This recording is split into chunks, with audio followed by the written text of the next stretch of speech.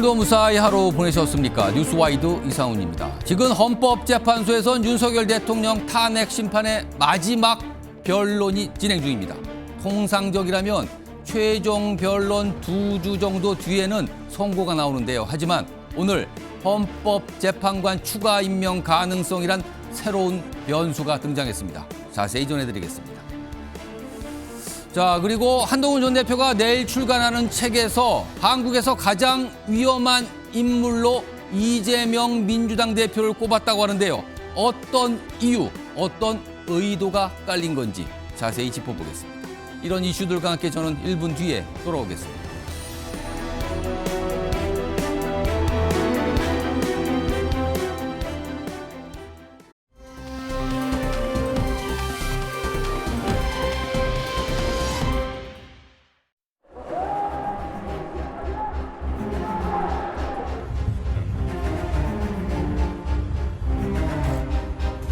민주주의 최고위인 헌법재판소가 피청구인에 대하여 탄핵 결정을 할 것임을 믿어 의심치 않습니다.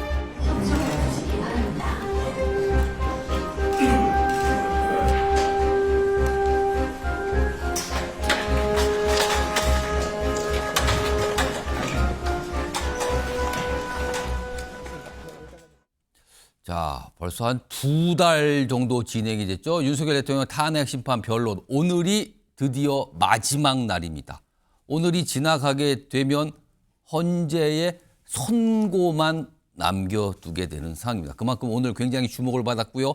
치열한 어떤 변론, 이것도 지금 진행 중이라는 얘기가 들려오고 있는데 오늘 상황과 관련된 것, 그만큼 관심이 있다는 걸 보여주는 징표가 좀 있거든요. 확인해 보죠. 바로 이겁니다. 윤석열 대통령 탄핵 심판 최종 변론 방청 신청 경쟁률. 그러니까 방청을 할 수 있어요. 누구나. 그러나 이게 누구나 할 수 있지만 다 선택받는 건 아닙니다. 왜냐하면 이거는요. 추첨을 통해서 뽑거든요. 신청자가 1,800명이 넘었는데 딱 20명만 선정을 했답니다. 경쟁률로 치면 93.4대 1. 거의 100대 1입니다. 그런데요. 1차 변론, 그러니까 첫 번째 재판이 열렸을 때가 있거든요. 그때는 더 많이 몰렸어요. 2만 명 넘게 신청했고 딱 9자리. 그때는 또 이 숫자도 적었습니다. 뽑는 인원도. 그러니까 경쟁률이 더 높아서 그때는 뭐 엄청나게 2,200대 1이 넘어가는 이런 엄청난 경쟁률인데 오늘도 거의 100대 1에 육박할 만큼 많은 사람들이 방청을 원했다는 거죠. 그만큼 주목을 받고 있는 탄핵 심판 변론이 지금도 진행 중입니다. 이 얘기 좀 해보는데 오늘 국민의힘 의원들도 헌재의 탄핵심판 변론에 방청을 지금 하고 있다 그러네요. 그 모습도 좀 확인해 볼까요?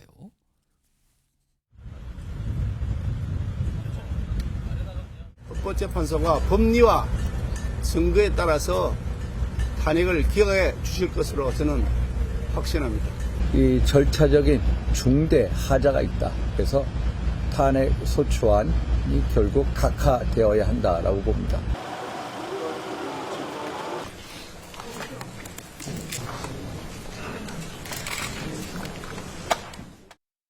아마도 추정컨대 방청을 하고 있는 국민의힘 의원분들은 여러 가지 생각을 하면서 지금 지켜보고 있을 것 같습니다. 자, 이 얘기 지금부터 세 분 모시고 해보겠는데요. 우선 복귀왕 민주당 의원 오랜만에 나와 계시고요. 그리고 그 옆에는 임주혜 변호사 자리하고 계십니다. 그리고 맞은편에 김근식 전 국민의힘 비전전략실장 나와 계십니다. 안녕하십니까? 안녕하세요. 우선 임주혜 변호사. 오늘 이제 법적인 문제가 많아요. 주제가. 이거 좀 하나하나씩 짚어봐야 되는데 우선 오늘 윤석열 대통령. 사실은 오늘 탄핵 심판 변론이 오후 2시부터 시작이 됐거든요. 평소 같았으면 윤석열 대통령이 변론 시작 1시간 정도 전에는 헌재에 출석을 했습니다. 근데 오늘은요. 변론이 시작됐는데도 모습이 없었어요. 그리고 지금 이 방송 직전에 확인을 해보니까 한 오후 4시 조금 넘겨서 서울구치소 출발해서 지금 한 5시 정도 무렵에 도착했다 그러거든요. 왜 평소보다 늦게 헌법재판소에 출석을 했을까요? 오늘이 변론 마지막 날인데 이거 어떤 이유가 있다고 봐야 될까요? 어디까지나 예측하는 것에 불과하겠지만요. 예. 크게 두 가지 이유 꼽아보자면 오늘 이제 2시부터 변론이 진행되게 되는데 증거조사도 1시간 이상 소요될 것으로 이미 예상이 됐고요. 예.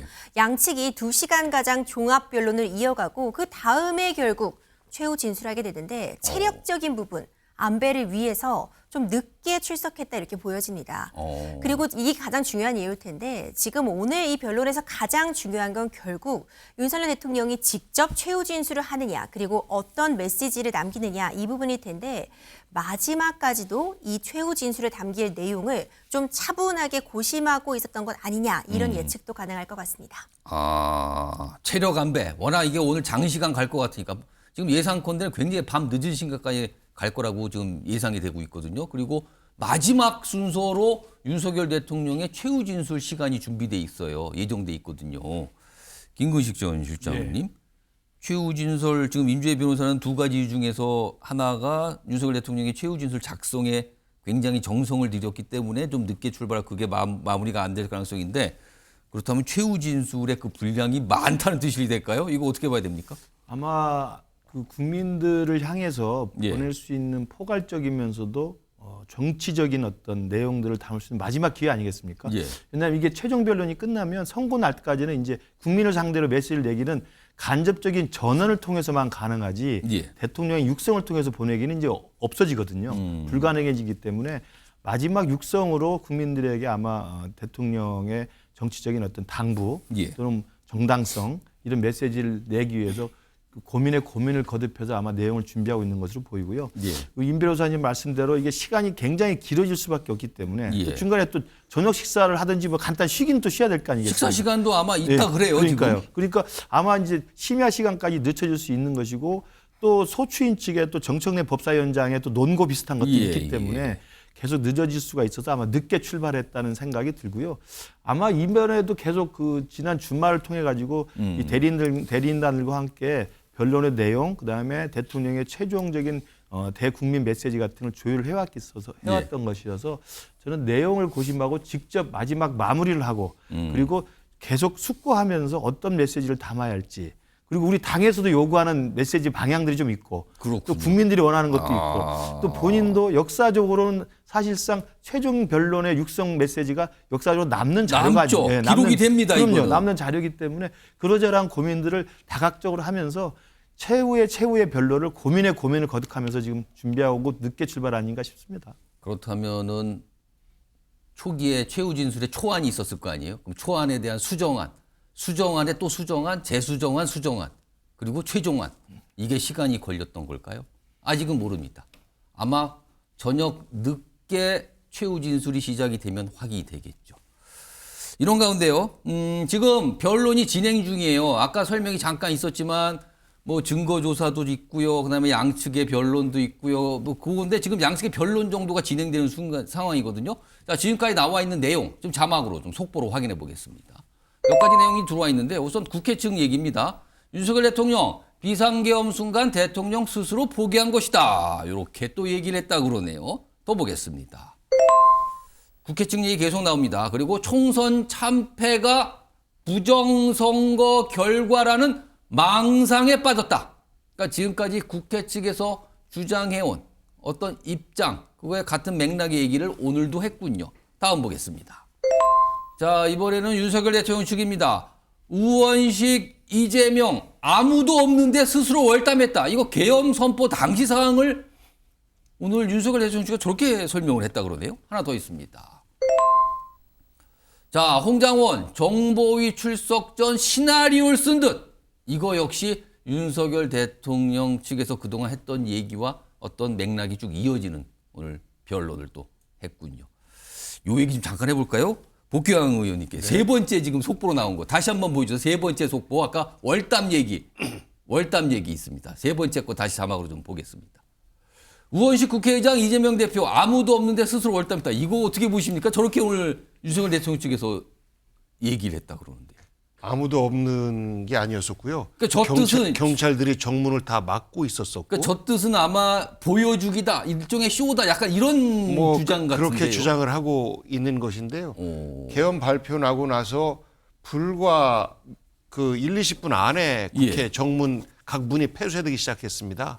그렇기 때문에 우원식 의장께서는 발표가 나는 것을 보고 급하게 그냥 옷을 다 챙겨서 바로 출발했다고 해요. 나를 제일 먼저 잡으러 오겠구나 라고 본능적으로 느끼셨고 그러고 나서 출발하신 거예요. 예. 이재명 대표도 똑같은 상황이죠, 집에서. 예. 그래서 오니까 이미 이제 경찰들이 문을 막고 있었고. 국회는 봉쇄돼 있었다는 그렇습니다. 겁니다. 그렇기 때문에 돌아서 워낙 이제 국회 부지가 넓다 보니까 병력이 완전 배치가 되기 이전에 좀 일찍 도착하신 편이거든요. 그러니까 이 국회 내에 울타리가 좀 길게 있는데 그렇습니다. 다른 쪽에 그렇습니다. 다른 쪽으로. 예, 병력들이 경찰 병력들이 막고 있는 거길 지나서 벚꽃길 있는 쪽, 예. 그쪽에 좀 상대적으로 낮아요. 오. 경호원들이 이제 그런 사정도 알고 그 국회의장도 경호원들이 있지 그러니까 않습니까? 한강 쪽에 접해 있는 도로가 있는 그 담. 그렇습니다. 그렇습니다. 이제 그쪽으로 해서 넘어가신 거죠. 예, 예. 마찬가지로 이재명 대표도 똑같은 상황에서 상대적으로 넘어가기 좀 편한 곳이 어디 있나, 수월한 곳이 어디 있나라고 예. 하면서 넘어간 것이고, 실제 좀 늦게 온 사람들은 예. 경찰들 배치가 약 10m, 15m 이 간격이 점점 좁아지면서 월담을 해서 넘어간 분들은 예를 들어서 임광현 의원 같은 경우에는 예. 경찰이 잡아서 담을 넘어가는 거예요. 잡아서 뿌리치고 뛰었는데 쫓아오기까지는 이제 병력이 여럿이 같이 와야 되니까 예. 무리가 있으니까 쫓아오기까지는 못했는데 그걸로 인해서 손가락 골절이 생기는 이런 일들이 있었고 예. 박찬대 원내대표 같은 경우에는 넘어오다가 이제 넘어지고 그래서 얼굴도 긁히고 다리도 좀 다치고 이런 사례들이 너무 많아요. 어떻게 아무 일이 없습니까? 아무도 없는데 스스로 월담다. 지금 저 사진 저 모습에 대한 설명을 윤석열 대통령 측이 오늘 헌법재판소 변론에서 저렇게 얘기했다는 속보가 좀 들어와서. 아무도 없는데 어떻게 전해드렸습니다. 의장이 저렇게 넘을 수 있겠습니까? 저때 알겠습니다. 사진을 찍는 거 다 연출 아니냐 이런 주장이 있는데 의장도 깜짝 놀랐대요. 같이 이제 오는 그 수행이 있지 않습니까? 예, 예. 역사적인 장면이기 때문에 찍었다고 이거는 역사적인 장면이라 어떻게 되든지 간에 기록에 남겨야 되겠다라고 해서 찍은 것이 정말로 알겠습니다. 아픈 또 하지만 소중한 기록이 됐습니다. 지금 이 국회가 아닙니다. 자, 국회라 그러네 제가. 헌법재판소 상황이 속보로 계속 들어오고 있거든요. 들어오는 대로 시청자 여러분께 바로바로 좀 전해드리도록 하고요. 임주혜 변호사, 오늘 변론이 끝나요? 그러면은 헌법재판소가 변론이 끝날 즈음에서 선고는 언제 합니다. 이거를 공지해 줍니까? 아직 재판관들도 언제 선고 내릴 수 있을지를 확답을 줄 수가 없습니다. 평이라는 것을 이제 변론이 종결되면 바로 거치게 되는데 말 그대로 쟁점별로 이제 회의를 진행하게 됩니다. 예. 그러니까 평일을 거의 매일 열게 되는데 예. 이 평일을 진행하다 보면 어느 정도 시점에 우리가 이제 표결을 붙이고 그리고 이 판결문을 작성할 수 있겠구나 이런 시간적인 계산도 가능해지고요. 그럼 보통 선고 한 2, 3일 전 내지는 나흘 정도 전에 알려주게 됩니다. 직전에는 알려주는 거군요. 그렇죠. 그러면. 이전의 사례 보더라도요. 박근혜 전 대통령 때도 선고 이틀 전에 선고 날짜가 이틀 전에요? 네, 통보가 되었었고요. 노무현 전 대통령의 경우에도 선고 사흘 전에 통보가 됐습니다. 그러니까 일주일 안쪽 정도 남는 기간 안에 선고 날짜를 이제 알려주는 그런 방식을 취할 것이라 봅니다. 그럼 이번에도 선고를 앞두고 이틀 전 또는 좀 시간을 더 준다면 사흘 정도의 선고 날짜를 공지하지 않을까. 과거 전례가 그랬답니다. 자, 이런 상황에서 오늘 한 가지 상황이 좀 있었습니다. 헌법재판소 발입니다. 확인해 보시죠. 그동안 얘기가 정치권에서 꽤 있었어요. 근데 오늘 헌법재판소가 딱 공지를 합니다. 공지를. 통보라고 할까요? 그러니까 이게 거슬러 올라가야 되는데 우선 이걸 이해하기 위해서는 지난해 12월 마지막 날 상황이에요. 최상목 권한대행이 국회에서 추천이 온 헌법재판관 3명 임명권이 있었어요. 근데 그중에 2명은 합니다. 각각 여야가 추천한. 근데 마은혁 헌법재판관 후보자 임명은 여야 합의가 없었다. 이런 이유로 보류를 합니다. 지금까지 보류 상태가 쭉 이어져 왔어요. 그러자 해를 넘긴 1월 3일 국회 측에서 이거는 국회의 권한, 국회 추천 권한 이거를 침해한 겁니다. 이건 바로 임명해야죠. 문제를 삼아요. 그래서 헌법재판소에 권한쟁의 심판을 청구합니다. 국회의 권한을 침해한 거다. 이거 확인해 주세요라는 거죠. 그때부터 헌재가 이걸 판단하고 있었어요. 그런데 오늘 헌법재판소가 마은혁 후보자 임명 보류권에 대해서 27일 선고하겠다고 날짜를 예고했습니다. 이게 권한쟁의, 국회 권한을 침해한 거냐 아니냐를 판단하겠다는 겁니다. 27일 나와요. 그날 결과가. 자, 그럼 두 가지의 시나리오가 가능합니다. 우선 첫 번째로는 국회가 청구했잖아요. 이거 권한쟁의 침해한 거니까 따져주세요. 이거를 각하 또는 기각 안 받아주는 거예요. 그러면 지금처럼 헌법재판소는 8명 재판관 체제로 쭉 가는 겁니다. 그리고 윤석열 대통령 탄핵심판도 그냥 8명이 쭉 하는 거죠. 그런데 이와 달리 만약에 이거는 권한쟁의, 권한을 침해했다라고 받아줍니다. 국회의 청구를. 그러면은 최상목 권한대행이 마은혁 후보자를 임명을 해야 되는 상황이 올 수도 있어요. 그럼 만약에 임명을 했다 치면 9명 체제가 됩니다. 자, 그러면 지금 진행 중인 윤석열 대통령 탄핵심판은 어떻게 되는 거죠? 지금까지 8명이 했었어요. 근데 9명 헌재가 됐어요? 그럼 이거 어떻게 되는 거죠? 이게 복잡한 또 상황이 발생을 하게 되는 겁니다. 제가 설명을 좀 드렸는데 임주혜 변호사께 제가 설명을 좀 제대로 한 거죠? 네, 정확하게 설명해 주셨습니다. 예. 이 권한쟁의 심판, 그러니까 마은혁 후보자에 대해서 이 최상목 권한대행이 임명하지 않은 부분이 지금 권한쟁의에서 다퉈지고 있고 이 예. 결론이 27일 나게 됩니다. 이와 관련해서 만약 이것이 문제가 있다는 판단이 내려졌을 때, 그러니까 권한쟁의 심판이 인용이 됐을 때 이제 예. 복잡한 셈법이 되는 건데. 그거는 그 뜻은 헌재 판단하기에 이거는 헌법재판관 임명이 됐어야 됩니다. 그러니까 9명 체제가 됐어야 됩니다. 이 뜻이잖아요. 바로 그렇죠. 그렇다면 이제 최상목 권한대행 입장에서는 임명을 해야 되는 그런 입장이 써 있죠. 예. 물론 이것을 뭐 강제할 수 있느냐? 그건 또 없다면서요. 그렇죠. 강제권. 그 방법은 없습니다. 이제 그런 부분들이 이제 논쟁이 될 수는 있겠지만 적어도 마은혁 후보자를 임명하지 않으면 헌법적으로 문제가 있다는 부분이 확인된 이상 최상목 권한대행이 임명을 마냥 미룰 수는 없어 보입니다. 근데 지금 주목받는 게 왜 하필 오늘 이게 통보가 됐냐는 거죠. 오늘이 윤석열 대통령 탄핵심판 마지막 변론인데 오늘 통보를 했대요. 이거 무슨 의미입니까? 제가 앞서 선고기일 보통 이틀 전에 알려준다고 말씀드렸잖아요. 오늘이 그 이틀 전이죠. 이제 27일 25일? 선고가 예정되어 이틀 있는데 전? 그렇죠. 이거 사흘 전은 안 됐습니다. 그런 부분도 있고 사실 이 날짜도 굉장히 중요한 예. 의미를 갖는 게요. 만약 윤석열 대통령에 대한 탄핵 심판이 오늘 변론이 종결된다고 하면은요. 예. 그렇게 예측이 되고 있으니까 그 이후에 헌법재판소에서 어떤 과정을 거친 날을 좀 볼 필요가 있습니다. 바로 아마 내일부터 오늘 변론이 종결되면 평의가 진행됩니다. 그 평이라는 거는 재판관들이 모여서 이거 어떻게 좀 판단할까요? 서로 계속 의견 교환을 하고 뭔가 더 작성하고 그러는 걸 말하는 거죠. 그렇습니다. 쟁점별로 재판관들이 의견을 개진하게 되는데 이 평의를 충분히 거친 다음에 이제 표결에 들어가게 되는 예. 겁니다. 그 이후에 판결문이 작성되고 선고가 이루어지게 되는 건데 지금 27일에 이 권한쟁의 심판이 판단을 내려지게 되면요. 예. 이때 만약 이 임명하지 않은 것, 마은혁 후보자 임명하지 않은 게 문제다라는 결론이 나더라도 예. 어쨌든 임명까지는 시간이 걸리게 됩니다. 그러겠죠. 그 며칠 사이에라도 평의는 몇 차례 이미 진행이 됐을 수 있거든요. 오. 매일매일 평의가 진행된다고 본다면요. 그렇다면은 사실상 이번 탄핵 심판에는 마은혁 후보자가 나중에 임명이 되더라도 참여하지 않는 것이 아니냐 이런 계산도 충분히 가능해 일단 그렇게 해서 보이고요. 근데 거꾸로 그럼 내일부터 평일을 당분간 좀 미루고 이럴 수도 있는 거 아닙니까? 당분간 그렇죠. 평일 좀 미루겠습니다라고 헌재가 판단할 수도 있는 거 아니에요? 그렇죠. 이제 그 시나리오를 생각해 본다면 마은혁 후보자를 이번 탄핵 심판의 재판관으로 참여시키려면 예. 변론 갱신이란 절차가 필수적으로 필요합니다. 변론을 다시 하는 거예요, 그럼? 그렇죠. 우리는 직접 심리주의를 택하고 있어요. 그러니까 변론에서 재판관이 직접 확인하고 직접 보고 증인 신문을 듣고 직접 해야지만 판단에 참여할 수 있도록 하고 근데 있기 만약에 때문에 마은혁 후보자가 임명이 돼서 그럼 여태 안 했잖아요, 그걸. 그럼 그걸 다시 해야 된다는 거예요? 그걸 변론 갱신이라는 걸 열어서 좀 간이한 절차로서 어떤 서증 같은 부분으로 서면으로 좀 대체하는 방법도 있고요.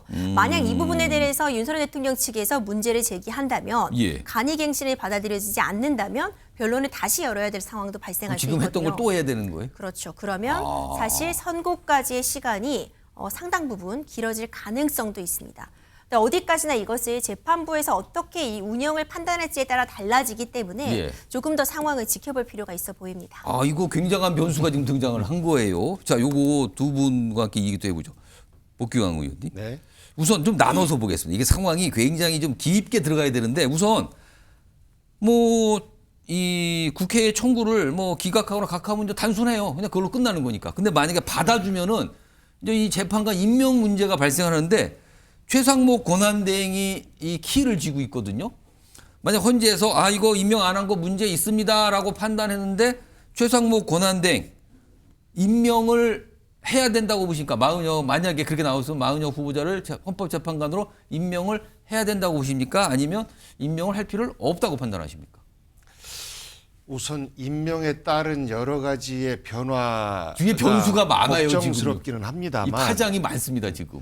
기본적으로 최상목 대행이 마은혁 그 후보자를 임명하지 않은 것 자체가 예. 저는 굉장히 불합리한 결정이다라고 생각합니다. 법에 대해서 이게 불법인지 아닌지에 대해서는 뭐 제가 뭐 말씀을 못 드리겠습니다만, 그리고 저는 국회의장께서 좀 더 일찍 빠르게 권한쟁의 심판을 청구했어야 된다라는 생각을 갖고 있어요. 그런 요청들을 또 민주당에서도 여러 차례 했었었고, 여야가 합의해서 세 분에 대한 청문회까지도 다 진행을 해 놨는데 이것에 대해서 여야가 합의가 안 됐다라고 하는 말은 그야말로 일방적으로 억지를 부리는 국민의힘의 말만 듣고 그 최상목 대행이 결정한 거거든요. 예. 그래서 저는 그 권한쟁의 심판을 받아들일 가능성이 매우 높고 그렇다라고 하면 탄핵 심판이 다소 미뤄질지도 모르는 이런 우려가 있음에도 불구하고 지금 아까 임지혜 변호사 설명대로하면 늦어질 수도 있는 거예요. 그럴 우려가 있음에도 불구하고 저는 대한민국의 법치 질서를 바로 세운다라는 측면에서 최상목 대행이 최대한 빠르게 임명을 하는 것이 법치주의의 자세다라고 그러면은 헌재가 지금 생각해요. 8인이 아니라 9인 체제로 가야 된다. 저는 그렇게 하는 것이 바람직하다고 생각합니다. 마은혁 재판관이 만약에 임명이 된다면 윤석열 대통령 탄핵 심판 역시 참여해야 된다. 선고에도. 그거는 또 별도입니다. 아, 그건 그건 그거에 어떤 대해서는 좀 여러분들의 의견이 좀 갈리던데요. 예. 재판 갱신이라고 하는 게 이제 다시 재연하는 경우도 있지만 보통 예. 이제 녹취를 다 듣고 풀어내는 예. 또는 이것을 이제 그 기록으로 봐서 읽는 것 그렇습니다. 이런 것들에 대해서 약식으로 할 경우에는 여기에서는 이제 피청구인 쪽의 의견 동의가 있을 때 예, 예. 뭐 그런 식으로 진행이 된다라고 하는데 또 한편으로는 이미 재판 절차가 다 진행되어서 8명으로도 충분히 그 결과를 낼 수 있기 때문에 충분히 낼 수 있기 때문에 굳이 한 명이 더 이 사건에 대해서 재판관으로 참여하지 않아도 된다라는 의견들이 또 많이 있었습니다.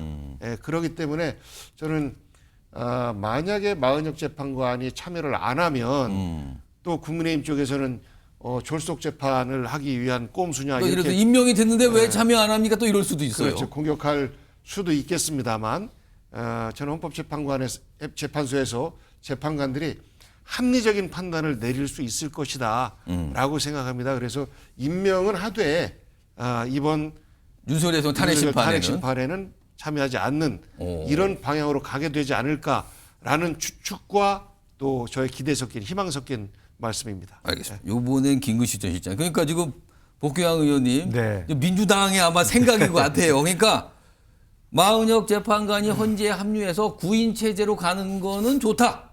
그러나 윤석열 대통령 탄핵 심판에는 참여 안 하는 게 좋은 거 아니냐. 약간 요거에 약간 분리해서 보고 있어요. 어떻게 그러니까 보십니까? 민주당의 딜레마죠. 그러니까 민주당은 이 서둘러서 우원식 국회의장의 이른바 권한쟁의 심판을 해서 예. 마은혁 재판관의 미임명 조치가 잘못됐다라는 것을 인용을 받아내서 9인 체제로 만들어야만 이 8인 체제 중에서 6명이 인용을 해야 되는 거 아닙니까? 그러면 8명 중에서 6명보다는 좀 더 성향이 확실한 조금 더 약간 뭐랄까요? 그렇죠. 좀 뭐랄까 그 인용의 가능성을 확정짓는 민주당 듯한 입장에서 안정적이라고 할 거예요. 그게. 그러니까 9명 중에 6명으로 좀 더 안심할 수 있도록 하기 위해서 그 마은혁 임명에 대해서 계속 밀어붙였던 거 아니겠어요? 그런데 이제 어쨌든 오늘 내일 모레 27일 날 선고를 낸다고 하고 있고 선고에는 지금 말씀하신 것처럼 지금 현재의 분위기로 봐서는 제가 봐도 예. 임명을 해야 된다고 아마 인용이 될 것 같아요. 그럼 두 가지 변수가 남죠. 임명한다고 인용이 돼서 권한쟁의 심판에 인용이 돼서 임명을 해야 한다 하더라도 최상목 권한대행이 임명을 계속 미룰 수는 있습니다. 그렇습니다. 미룰 수 있다고 하는데 만약에 최상목 권한대행이 지금 최근에 나온 보도에 의하면 임명을 검토 중이라는 기사도 있어서 예. 바로 임명을 한다고 한다면 이제 9인 체제가 되는 건데 예. 여러분 복귀왕 의원님 말씀대로 민주당 입장에서야 8명보다는 9명이 좋긴 한데 그렇다고 이분이 와서 또 늦춰지는 건 또 별로 안 좋으니 예. 9명으로 하긴 하되 이번 선거에는 참여하지 말고 빨리 선거를 해달라는 지금 말씀이신데 약간 민주당도 약간 딜레마 같은 그렇죠. 상황이 되는데요. 딜레마죠. 그러면은. 왜냐하면 제가 보는데 그렇게 생각하시는 선거를 빨리 해달라고 말씀하시면서 마은혁은 이 선거에는 참여하지 않는 것도 괜찮다고 말씀하시는 건 딱 한 가지 이유잖아요. 이재명 대표의 2심 선고가 나오고 대법원의 확정 판결에 나오는 그 시간 사이가 좀 더 늘어질 수가 있기 때문에 불안감이 늘어나는 거죠. 예. 지금 이재명 대표 내일 결심 공판합니다만 예. 3월 이전에는 이제 2심이 나온다는 3월 거 중에는 있습니다. 나온다고 그렇죠. 다들 그러죠. 3월에 2심이 나오면 대법원에서는 길어봐야 3개월 안에 확정 판결이 나옵니다. 근데 만약에 마은혁 재판관이 임명이 돼서 변론 갱신에 들어가고 변론 갱신 들어가서 다시 또 이걸 시간을 질질 끌어서 선고하는 데까지 다시 변론을 다시 하고 또 평의를 하게 되면요. 본래 3월 중순 정도로 예상됐던 선고기일이 한 달 이상 미뤄질 수가 있죠. 4월로 넘어갈 수 있다. 그렇습니다. 그렇다면 그 사이에 이재명 대표의 선거법 위반이면 2심 2심은 나오고 재판 결과 나올 수도 나왔죠. 그게 이미. 먼저 나올 수도 그렇지. 있다 먼저 이거죠. 나오고 대법 확정 판결까지도 3개월이기 때문에 4월 달, 4월 18일 전에는 지금 헌재가 선고를 해야 됩니다. 왜냐하면 4월 18일이면 2명 재판관이 그렇죠. 나가기 때문에 임기가 끝납니다. 그럼 4월 18일 전에 선고를 한다면 4월 초에 선고를 한다면 6월 대선이 되죠. 좀 계산이 이거 복잡합니다만 굉장히 복잡한 변수가 나왔어요 지금. 6월 대선이 되면 3월에 이재명 대표의 2심이 만약에 유죄가 나오면 6월 대선까지 딱 3개월이 남습니다. 예. 그럼 조희대 대법원장이 말하는 633 규정을 따르면 대선 선거가 있기 전에 대법 확정 판결이 안 나온다는 보장이 없는 거죠. 이것도 민주당으로서 굉장히 골치 아픈 지금 상황일 거라고 생각합니다. 그러니까 지금 여러 가지 조건이 다 맞아야 되지만 방금 김근식 전 시장께서 말씀하셨지만은 만약에 마은혁 재판관 후보자가 임명이 되고 탄핵 심판에 참여하게 되면은 뭔가 더 선고까지 시간이 더 걸리고 그 사이에 이재명 민주당 대표의 선거법 위반 중 2심 재판이 먼저 나오는 상황. 이 가능성까지 지금 열려 있는 오늘 변수가 하나 등장을 한 거예요, 지금요. 이게 복잡한데요. 예, 복경 의원님. 짤막하게 말씀드리면 어차피 대선 전에 선거법의 그 2심은 나온다라고 그렇죠. 생각해요. 그런데 다소 헌재 판결이 미뤄진다 할지라도 대법 판결 나올 때까지 예. 미뤄지진 않는다라고 생각하기 때문에 이것을 뒤로 미루고 안 미루고는 이재명 대표의 선거법 재판과는 뭐 전혀 상관이 없다. 예. 굳이 연결을 안 시켜도 될 것 같은데 다만 예. 저희가 헌재 판결이 빨리 나와야 된다라고 하는 것은 지금 이것 때문에 얼마나 대한민국이 힘듭니까? 예. 국민들은 갈라져 있고 그렇기 때문에 헌법재판관들께서 헌법재판소에서 허용하는 권한을 최대한 발휘하셔서 최대한 빠르게 이 재판의 결과를 내주셨으면 하는 바람 속에서 드린 말씀입니다. 오늘 헌재가 통보한 내용, 마은혁 헌법재판관 후보 이것 때문에 헌재가 9인 체제로 가는가 아니면 그대로 8인 체제가 유지되는가 이게 지금 변수가 생겼습니다. 그렇군요. 이게 좀 복잡하네요. 따지고 보니까 굉장히 많은 파장을 일으킬 수 있는 상황이 발생을 했어요. 이틀 지금. 전에 선고를 예고해서 27일로 오늘 그 공표를 한 것은 헌재 나름의 제 개인적인 생각입니다만 하필 왜 오늘이냐? 헌재 나름의 정치적 균형을 좀 맞추려는 의도가 있었다고 봐요. 왜냐하면 그동안 대통령에 대한 헌재 심판에 대해서 탄핵 반대 여론뿐만 아니라 절차적 흠결과 절차적 문제점을 많이 지적을 했지 않습니까? 편향성 문제도 있었고 그런 그 흐름을 알고 있기 때문에 선고를 이제 곧 눈앞에 두고 있지만 선고를 하기 전에라도 좀 선고의 날짜를 좀 미루는 한이 있더라도 윤석열 대통령의 탄핵 선고와 마찬가지로 이재명 대표의 2심 선고가 나오고 이재명 대표 2심 선고 이후에 대법의 상고 확정 판결이 나오는 그 시간까지를 얼추 시간표를 맞춰주면 사실은 헌재 입장에서도 할 만큼 했다라는 또 평가를 받을 수 있지 않을까. 저는 그런 면에서 3월 중순에 뚝딱 끝내가지고 윤석열 대통령의 탄핵 선고를 하는 것보다는 4월 중으로 한 달 미뤄주는 절차를 합법적으로 만들어내는 게 바로 27일 날 마은혁 선고 아니겠습니까? 저 개인적으로 생각해보면 이제 그런 정치적 고민도 하지 않았을까라는 생각을 해봅니다. 상당히 정치적 판단을 했다는 건데 그럼 그러니까 지금 이 고법이죠. 그리고 그러니까 이 형사재판 이것까지 다 고민을 하면서 지금 헌재가 뭔가를 날짜를 잡고 있는 거 아니냐 이건데요. 아무튼 굉장히 파장이 일 수 있는 아마 여야 쪽에서 지금 곰곰이 생각을 하고 있을 것 같아요. 이게 도대체 뭘까? 이거 어떻게 되는 거지? 시나리오를 막 그리고 있을 것 같기도 합니다. 지금 상황에서. 오늘 이런 일이 있었습니다.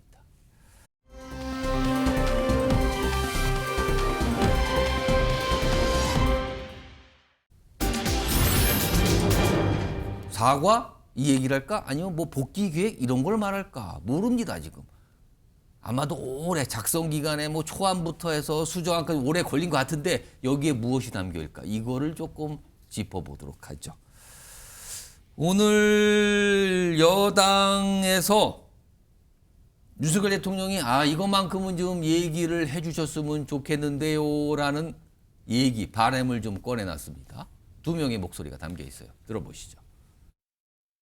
비상계엄 선포로 인해서 국민들에게 커다란 불평과 전국의 불안정을 가져다 준 점에 대해서 진솔한 대국민 사과 내지 진솔한 심정이 들어가야 될 것이고, 탄핵 선고로 인해서 나라가 분열되지 않고 통합이 돼야 된다는 부분이 들어가야 되리라고 생각하고 있습니다. 대통령께서 아마 그 계엄의 불가피성이나 이런 거를 언급하실 걸로 예상이 되는데, 바라건대는 이제 결자 해지 차원에서 국민 화합을 도모하는 당부의 말씀이 있으면 가장 좋겠다 하는 입장입니다. 자, 임주혜 변호사. 오늘 윤석열 대통령은 최후 진술은 몇 시쯤 한다고 봐야 되는 겁니까? 그리고 시간은 얼마나 걸리는 걸로 추정을 해야 될까요? 지금 윤석열 대통령 측 변호인단의 어떤 최종 변론이 진행되고 있을 것으로 보이고요. 이 시간이 배정된 건 2시간인데 이제 2시간을 다 쓸지 좀 남길지 그 부분은 지켜봐야겠지만, 사실상 변호인단은 그 시간 다 활용하려고 하겠죠. 오늘 마지막 날이니만큼. 그렇죠. 그러면 이제 7시가 조금 넘어서야지 이 최종 이 변호인단의 변론이 끝날 것이고요. 예. 그 다음에는 또 국회 측 정청래 법제사법위원장의 또 최후 진술이 있을 것이고. 거기 먼저 하는 겁니까? 그렇죠. 그리고 이제 이 부분도 시간 제한이 없는데. 무기 사실- 아닙니까 그냥? 그렇죠. 그거는? 근데 그 부분도 그렇게 오래 하진 않으실 거라고 봐요. 아. 그러니까 꼭 말을 길게 해야지 어떤 흡입력이 있고 설득력이 있는 것은 아니거든요. 예. 어느 정도 시간이 소요된다고 본다면은 뭐 8시가 훌쩍 넘어서야 이제 윤석열 대통령의 최후 진술을 들을 수 있을 것이라고 지금 보여집니다. 그럼 8시 정도면은 아마 최후 진술이 시작될 것 같고, 그럼 얼마나 걸릴까요?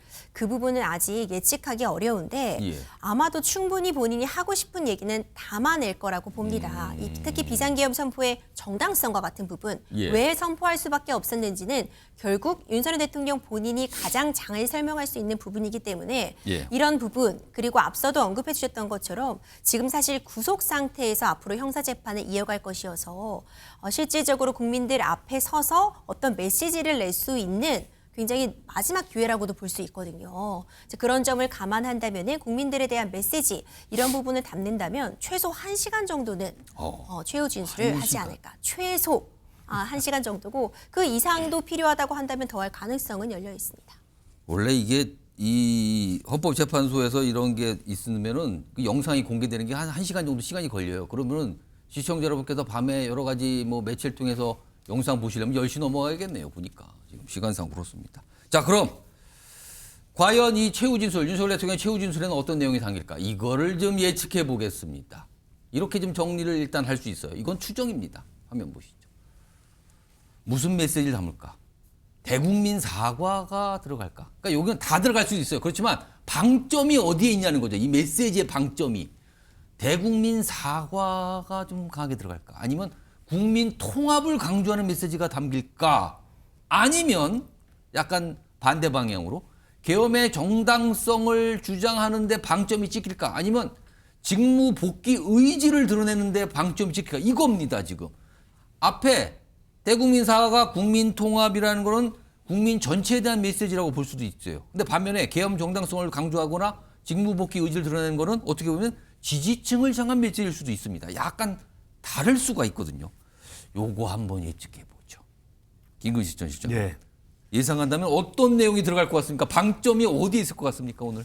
바람직하기로는 아까 화면 왼쪽에 나왔던 예. 진솔한 사과 통합. 국민 통합을 강조하는 게 나왔으면 좋겠고요. 예. 그건 아까 자료 화면에서 나왔다시피 지금 권성동 원내대표와 오세훈 시장 화면이 나왔지 않습니까? 예. 그러니까 우리 당에서 일정 정도 대통령을 보호하는 쪽에 굉장히 공을 들였던 분위기에 있는 분들조차도 이제는 마지막 선고를 앞두고 최후 변론하는 것이니 예. 이 단계가 일단 마무리가 잘 될 수 있도록, 이게 탄핵에 대한 선고로서 이 국면이 끝나야 되는 거지. 예. 탄핵에 대한 선고 이후에 이 국면이 더욱더 활화산처럼 커져서 또 불씨가 커지는 것은 국가를 위해서 좋지 않다. 그렇기 때문에 저는 대통령이 사실은 대국민 메시지를 통해서 여러 차례 기자회견이나 메시지를 날렸습니다만 진솔한 사과는 없었다고 생각이 들어요. 예. 고작 했던 사과는 불편했거나 놀라게 해드렸다. 계엄이 그 정도는 아니지 않습니까? 그래서 민주주의에 대한 위협을 했던 그런 어떤 그 상태이기 때문에 저는 진솔하고 통일한 사과가 있었으면 좋겠는데 그 부분에 대해서는 지금 우리 당의 입장에서나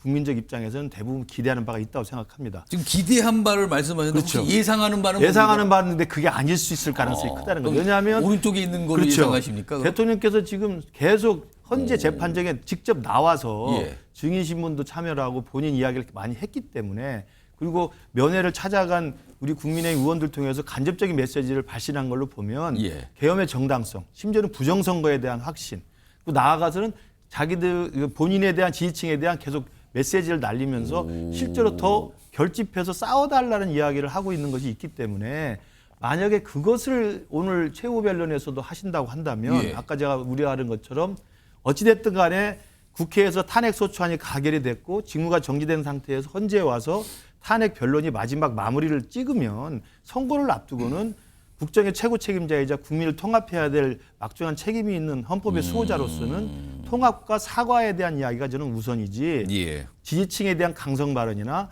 이것이 끝나는 게 아니라 끝나도 끝난 게 아닌 새로운 시작으로서의 국민 분열의 어떤 기폭제가 되는 것은 좀 막았으면 좋겠다 이런 생각을 해봅니다만 뚜껑은 열어봐야 될 것 같습니다.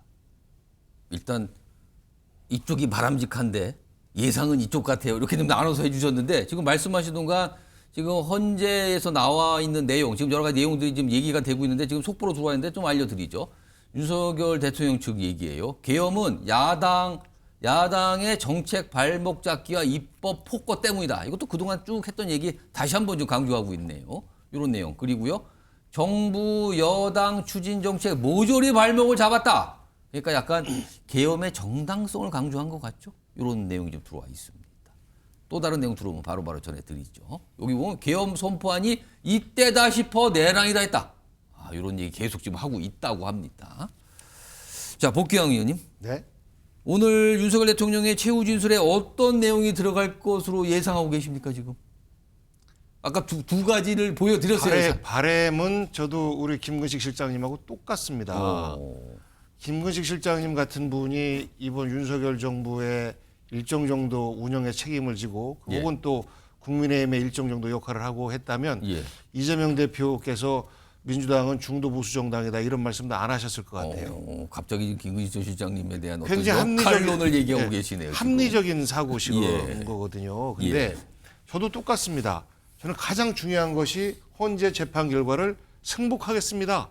라는 메시지를 내야 된다고 봐요. 어떤 결과가 나오든 승복하겠다는 그렇습니다. 입장은 들어야 된다. 그것이야말로 국민 통합 메시지의 핵심입니다. 그런데 지금 보면 헌법재판소가 이상하다, 절차적으로 미흡하다, 불법 투성이다, 헌법재판관들이 다 이상하다, 뭐 사상이 다 이상한 사람들 구성돼 있다, 뭐 이런 공격들을 지금까지 쭉 해오고 있는 거 아니겠습니까? 그리고 지금까지의 변론 과정을 보면 그래요. 계엄령이 아니고 계몽령이었습니다. 라는 새로운 신조어도 만들어내고 그리고 계엄이 결국은 국민을 위하고 국가를 위한 일종의 경고였었지 진짜 계엄은 아니었다. 아무것도 안 일어났다. 라는 주장을 계속해서 해오고 있는 거 아니겠습니까? 그런데 그런 주장을 지난 10번에 걸쳐서 하다가 갑자기 이번에 방향을 틀어서 잘못했습니다. 국민 여러분 송구합니다. 라고 반성을 할까요? 승복하겠습니다. 이렇게 할까요? 저는 끝까지 윤석열 대통령이 본인의 정당성에 대해서 주장을 하고 뭐 예를 들어서 형사재판에서 양형을 다툰다라고 하면 반성을 하고 안 하고가 일정 정도 영향을 끼치지 않습니까? 그런데 이제 이 부분은 그야말로 기각이냐 인용이냐라는 상황이기 때문에 그래도 윤석열 대통령이 대통령을 하면 탄핵이 됐든 뭐 했든 간에 역사에 남는데 마지막까지 자기의 정당성을 주장하고 결국은 이 후폭풍이 우리 국민들이 다음 대선을 준비하면서 더 큰 분열을 야기시키지 않을까라는 우려가 더 큽니다. 알겠습니다. 최후 진술과 관련해서 이게 한 며칠 전에 정치국에서 잠깐 나왔다가 살짝 또 들어갔어요. 근데 여전히 가능성 자체는 뭐 전혀 배제할 수 없다는 얘기까지 있어서 잠깐 좀 다뤄보겠는데요. 우선 윤석열 대통령의 측근이 언론에 몇 가지 얘기를 한 게 오늘 좀 소개가 됐어요. 인터뷰 형식으로. 물론 익명으로 인터뷰가 이루어졌더군요. 정리 좀 해보겠습니다. 이런 얘기를 꺼내납니다. 그러니까 이 탄핵이 기각돼야 된다. 이게 윤석열 대통령 생각인 것 같은데 변함이 없습니까? 이런 질문에 요 측근 얘기는 당연하다. 탄핵당할 만큼 잘못하지 않았다고 생각하고 있다. 그리고 탄핵에 주관적 거부감이 있다. 그냥 거부감도 아니고 주관적 거부감이라고 그러거든요. 이게 무슨 뜻일까요? 거부감이 뭐 객관적 거부감도 있는 건가요? 아무튼 주관적 거부감이라는 표현을 썼습니다. 그러니까 본인은 그렇게 생각한다는 뜻일 것 같아요. 하나 더 있습니다. 그리고요. 임기 단축 개헌. 최근에 이게 잠깐 나왔었죠. 요거를 최후 진술에 혹시 꺼낼 수 있다는 관측이 있던데 어떻게 보십니까? 라는 질문에 윤석열 대통령은 원래 구질구질한 스타일 아닙니다. 이미 체포영장 집행 전에 2년 반 대통령 돼서 무엇 하겠냐 이렇게 말한 바 있어요. 임기 연연하지 않겠다는 입장입니다. 구질구질하지 않아요. 임기 연연 안 합니다. 그런 거 없습니다라고 얘기합니다. 그래서 생각해 보니까 그럼 임기 단축 개헌 뭐 이런 얘기를 혹시 오늘 꺼내는 거 아니냐라는 얘기가 다시 나와요. 그래서 자 요거 김근식 전 시장님하고 복귀한 의원님께 두 분께 제가 짧게 한 1분씩만 드릴 테니까 김근식 전 시장님 네. 이거 일종의 승부수로서 임기 단축 오늘 최우진에서 거론할 가능성이 있다고 보십니까? 저는 없다고 봅니다. 없다. 임기단축 개헌은 이미 비상계엄 직후에 예. 국회에서 탄핵을 추진했을 때 탄핵 가결을 반대하는 우리 당의 처음 입장에서 대통령과의 일정 정도 이제 교환됐던 하나의 질서 있는 퇴진이 아니었지 않습니까? 제안이었어요, 그때. 그렇습니다. 그러니까 그때는 탄핵 계엄이라는 어마어마한 일이 벌어졌으니 탄핵이 될지도 모르기 때문에 탄핵을 우리가 부결시키는 조건으로 그러면 임기단축 개헌을 받아들이는 걸로 이야기됐던 것이지 지금에 와서는 시기상으로 너무 늦었고요. 늦었다, 이거. 네. 저 상황이 또 아까 그 측근 변호인님 이야기한 것처럼 구질구질한 성격이 아니시기 때문에 또 이미 국민 메시지에서도 2년 반 더해서 뭐 하겠느냐는 말을 했다는 것은 임기 연연하지 않겠다는 건 사실은 내가 탄핵을 기각되는 게 옳다고 생각하지만 계엄은 정당했다고 계속 주장하는 것이지 돌아와서 임기를 채워서 몇 년 더 하겠다는 생각은 없다는 거거든요. 그러면 임기단축 개헌이라는 건 사실은 다시 복귀해서 개헌할 때까지 임기를 한다는 거거든요. 그렇게 되네요. 그러니까 대국민 메시지에서 말한 그런 담담한 의미에서의 임기에 연연하지 않고 더해서 뭐 하겠느냐는 그 기존의 발언과는 배치되는 것이어서 시기적으로도 너무 비현실적으로 떼내서서 안 되고 대통령의 성격이나 지금까지의 발언으로 봤을 때도 임기단축 개헌이 지금 마지막 최후지에서 나올 가능성은 좀 높지 않다고 봅니다. 복귀영 의원님, 만약에 오늘 최후진에서 윤석열 대통령이 임기 단축 개헌 얘기를 포함시킨다면 민주당은 어떤 입장일까요? 좀 웃긴 이야기죠. 지금 기각을 전제로 해서 만약에 임기 단축 개헌을 얘기한다라고 하면 그나마 뭐 그럴 수도 있겠네라고 볼 텐데 누가 봐도 인용될 가능성이 높다라는 거 아니겠습니까? 심지어는 보수적인 재판관이다라고 평가받던 정영식 재판관이 가장 강경한 입장일 것이다 라는 추측을 하는 분들도 계세요. 그런데 지금 이제 불과 얼마 안 남은 시점에서 임기단축 개헌을 한다라고 하는 것은 본인은 기각됩니다라는 말하고 다르지 않기 때문에 그 말 자체가 코미디고요. 그리고 저게 성사되려면 아까 말씀하신 우리 김근식 실장님 말씀하신 것처럼 국회에서 탄핵이 이루어지기 전에 그때 임기단축 제안을 하면서 어떤 정치의 변화를 꾀하는 이런 결단을 내렸어야 돼요. 그런데 그때는 사실 전혀 아무런 조치도 안 했던 거 아니겠습니까? 그래서 저는 뭐 그런 말을 할 가능성이 거의 없지 않는가 싶습니다. 알겠습니다. 이것도 오늘 뭐 최후 진술 들어보면 압니다. 과연 어떤 내용이 들어갈까? 아마 오늘 출석을 늦게까지 한 거 보니까 많은 내용을 적어서 윤석열 대통령이 헌재로 가져온 것 같기는 한데 아직은 모르죠. 기다려봐야 확인이 가능합니다.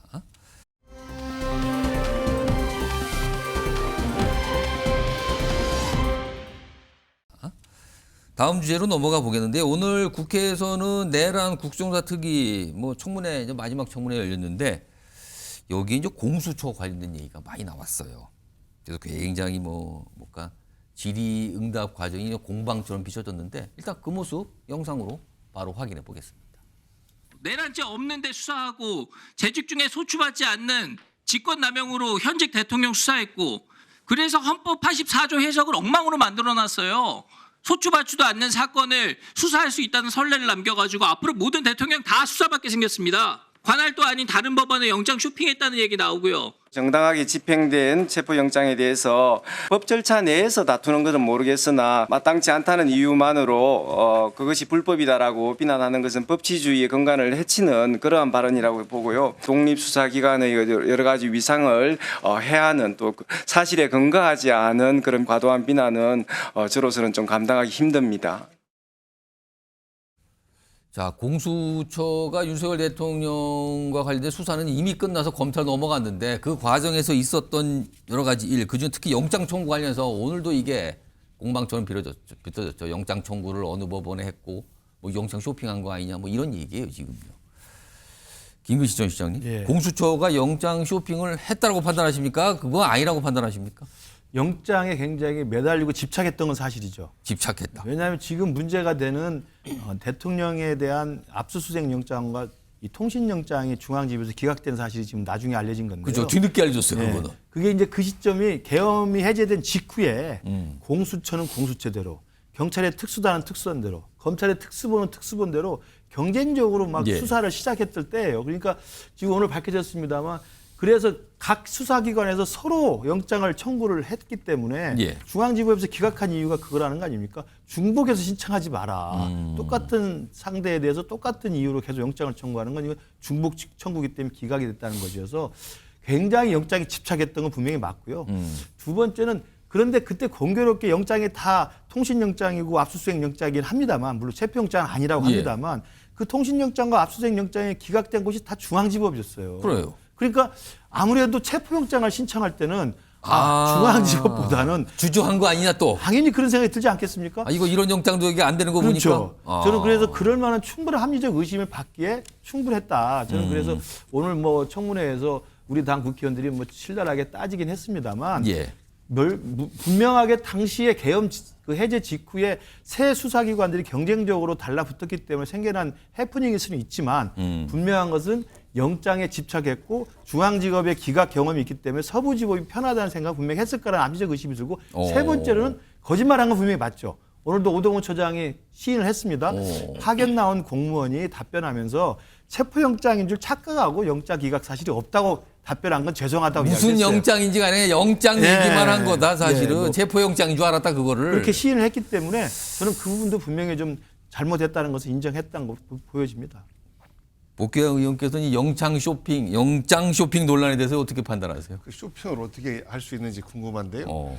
이 사태가 12월 한 6일, 7일쯤으로 제가 기억을 하는데 예. 그때 그게 공수처 영장인지 어느 경찰 영장인지가 제가 좀 기억이 불분명한데 그 발부가 안 됐어요. 깜짝 놀랐습니다. 온 국민이. 예. 아니 이럴 수가 있어? 영장 청구가 왜 검찰에서 기각되지? 법원에서 기각되지? 예. 그랬는데 그때 사유가 수사기관들이 서로 경쟁적으로 하니까 중복 청구하고 그러니까 정리를 해와라. 그래서 그 다음에 경찰과 공수처가 공조 수사를 하기 시작한 거 예, 아니겠습니까? 그리고 나서 윤석열 체포와 관련된 영장은 그렇게 얘기를 합니다.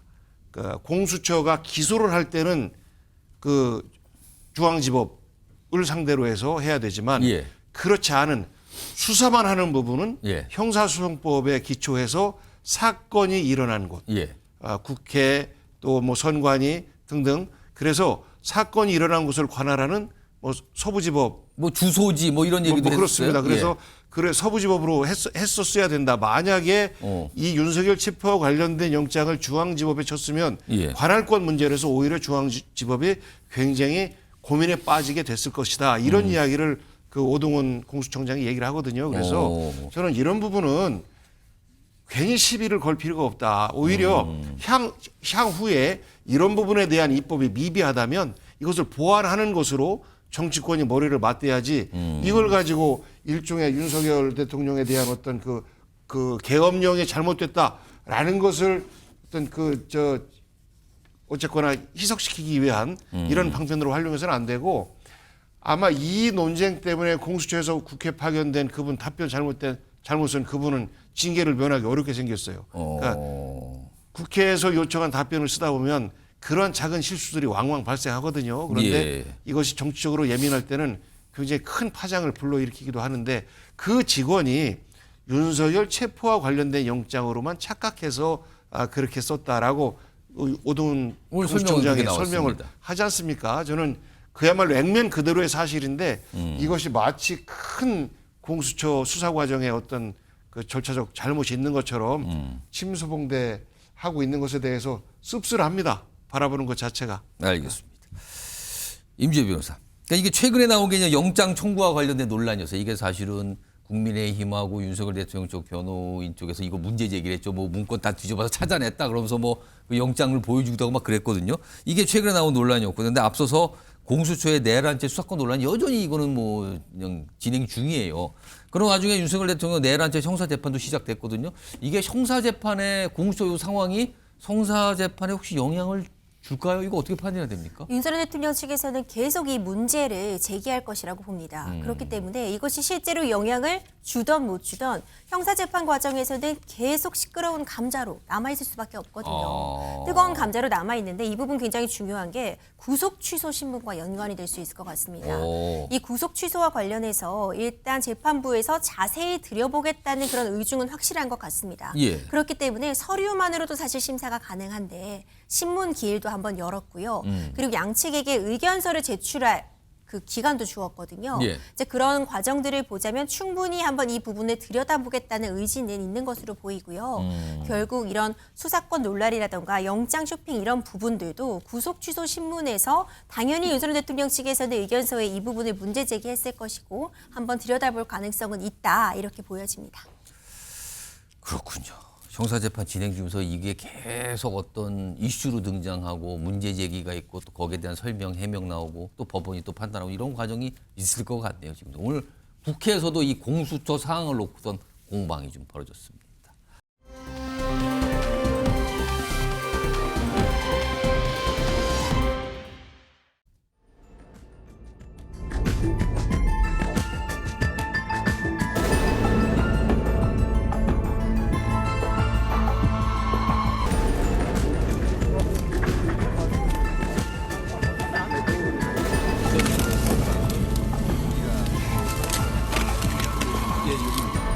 모든 자원을 동원해서 빠른 시간 내에 구조하도록 지시를 했습니다.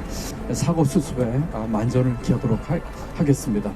사망하신 분 4분, 그 다음에 중상자 5분, 경상자 1분. 지금부터는 시청, 경찰서 등 유관기관과 공조를 해서 사고 수습에 최선을 다하겠습니다.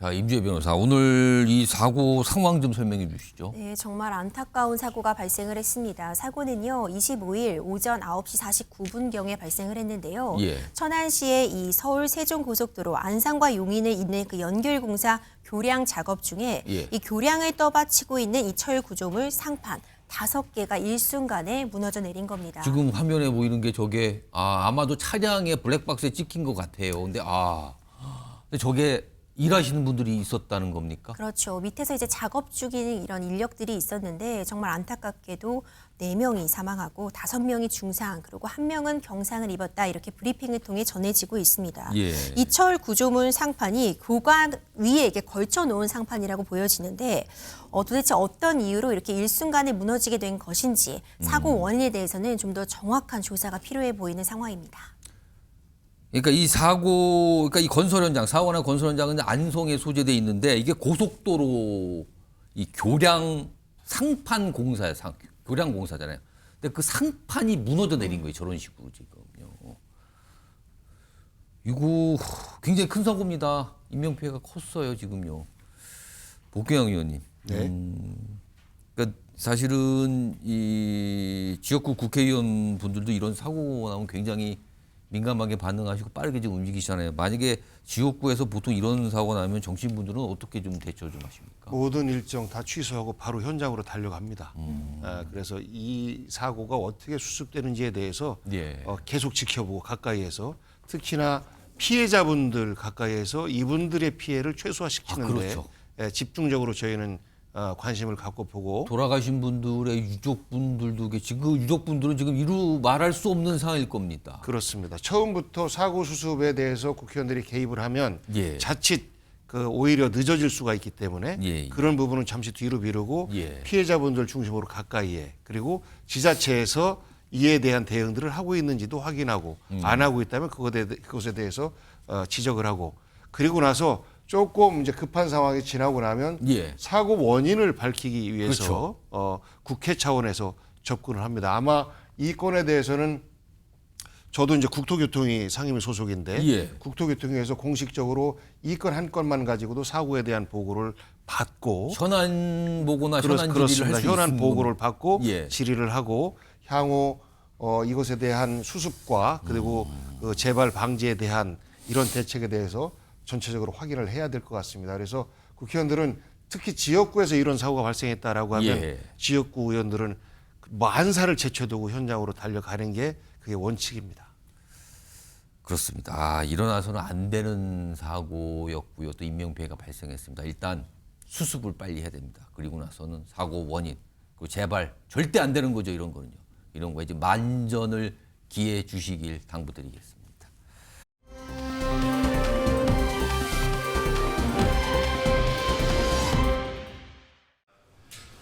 오늘은 아마 다들 아실 것 같습니다. 어제 저녁에 여보세요? 네네. 네, 당선인이 저기 지금 전화를 했는데 하여튼 당선인 이름 팔지 말고 그냥 미르라고 했어요. 지금 전화해서. 예, 고맙습니다. 당연하죠. 권성동하고 저기 윤한영이가 반대하더만 보니까 그렇죠? 하여튼 너무 걱정하지 마세요. 잘 될 거예요. 예, 아주 건강이 좀 목소리가 안 좋으신데요.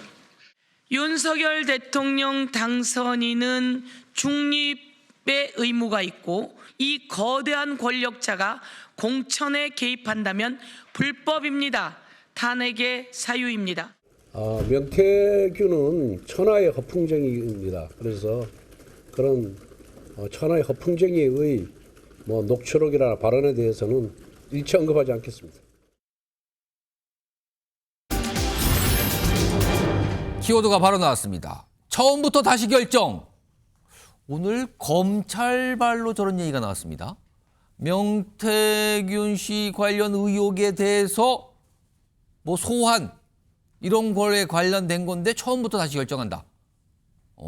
이게 의미심장한 발언인데요. 오늘 국회에서 있었던 검찰 관계자의 얘기거든요. 들어보겠습니다.